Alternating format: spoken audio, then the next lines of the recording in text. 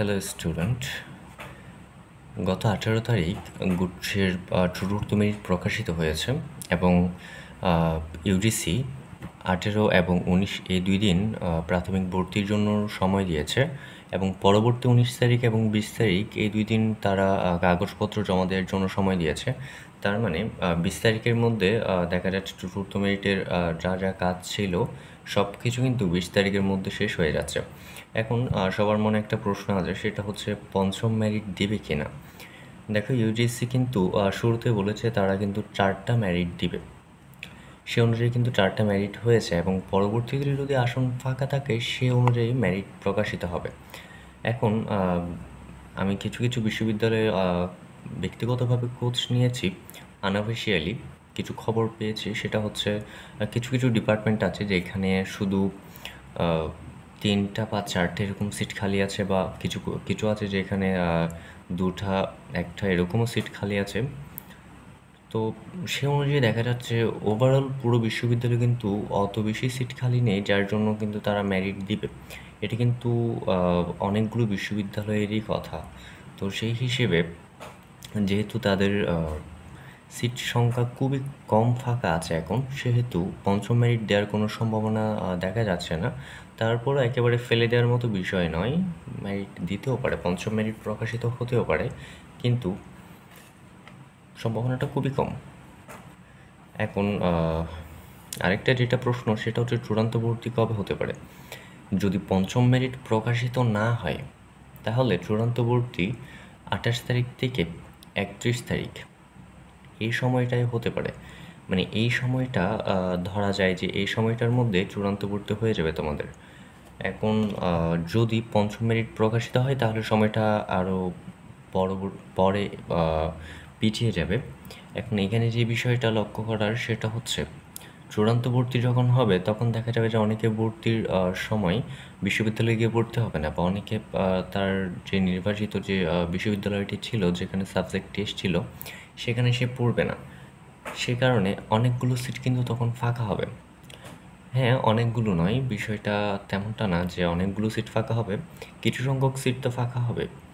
তো আগে থেকে কিছু সিট ফাঁকা এবং পরবর্তীতে কিছু সিট ফাঁকা, সেই ওই বিষয় মানে সব একসাথে মিলিয়ে এটার সম্ভাবনা খুবই বেশি যে চূড়ান্ত ভর্তি হয়ে যাওয়ার পর আরেকটা মেরিট প্রকাশ করতে পারে।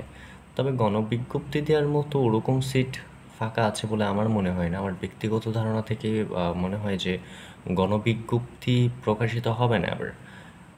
আমি দেখেছি অনেকেই বলছে, মানে অনেক ভিডিও দেখলাম যেখানে বলছে যে গণবিজ্ঞপ্তি প্রকাশ হতে পারে, বা ফিফথ মেরিট, সিক্সথ মেরিট প্রকাশিত হতে পারে। কিন্তু এবারের হিসেবটা গত যতগুলো গুচ্ছের পরীক্ষা হয়েছে সব হিসেব থেকে কিন্তু এবারেরটা আলাদা। তো সেই হিসেবে বলা যায় যে এবার কিন্তু মনে হয় না যে গণবিজ্ঞপ্তি দিতে পারে, বা ষষ্ঠ মেরিটের সম্ভাবনা আমার খুব একটা মনে হয় না, তাও দিতেও পারে, বাট খুব একটা মনে হয় না। আর যেটা বিষয়, তবে পঞ্চম মেরিটটা দেওয়ার সম্ভাবনা কিন্তু খুব বেশি।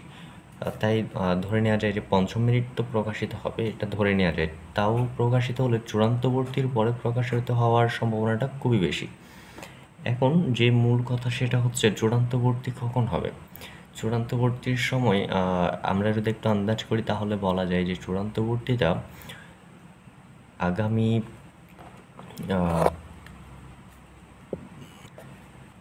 চূড়ান্ত ভর্তিটা হবে আগামী 28 তারিখ থেকে 31 তারিখের মধ্যে সম্ভাবনা খুবই বেশি যে এই সময়টা চূড়ান্ত ভর্তির জন্য নির্ধারণ করা যেতে পারে।